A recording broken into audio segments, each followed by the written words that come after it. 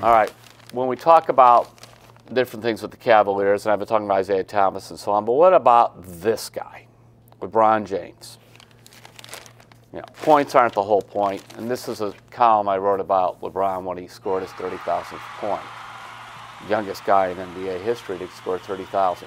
But I was talking to a top NBA executive last week, and we were going through discussing Isaiah Thomas and the Cavs' different chemistry problems they have, and he stops me in the middle. He says, "Terry, you know, it really hangs on the big guy." I said, "What do you mean?" He goes, "It hangs on LeBron." He goes, "Since Isaiah came back, LeBron's been in a funk. He's not played well." Now, of course, that's changed maybe the last game or two. But he said you could tell that he hasn't liked the chemistry. I said, for all the discussion you could have about the Cavaliers, if this guy is playing well, it does change everything because the other players do look to him. They check his emotions. And LeBron, because frankly, he is so smart about basketball and has played it for so long, it's sometimes easy for him to get discouraged when he sees things are going so poorly because he can't figure out why everybody isn't going along. And then, you know what? Some of his bad habits come into play. The turnovers. I mean, he had an 11 turnover game over the weekend. Doesn't get back on defense, starts griping too much at officials.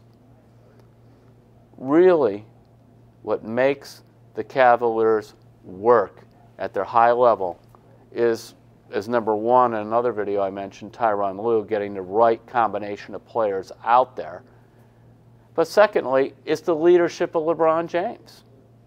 If LeBron is focused on defending, if LeBron runs back on defense, and LeBron moves the ball quite a bit, it's a better team. You know, it comes down to this. He is a player for the ages.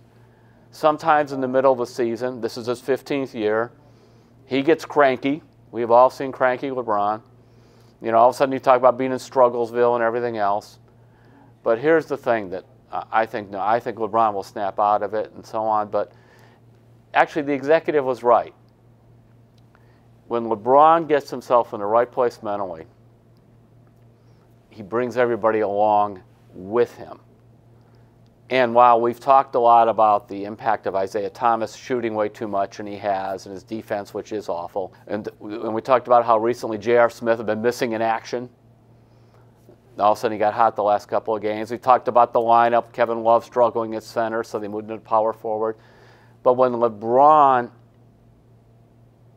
is playing like LeBron James, the Hall of Famer, it's so easy for the other guys to follow. When LeBron is cranky, and LeBron is yelling at the officials, and LeBron just looks disgusted with everything that's going on, as he sometimes does, it's so easy, for the other people to follow that way. So I do see LeBron coming out of his funk a little bit, and I hope right now that he kicks it into playoff gear, because remember this, my favorite player is what we call playoff LeBron. Playoff LeBron. He kicks it into a higher gear, and, you know, you could just see, as great as LeBron is during the regular season, playoff LeBron is a whole higher level of player. And right now, that's the guy that the Cavs need to kind of get going so that when April comes, he's ready to kick and do it 100%.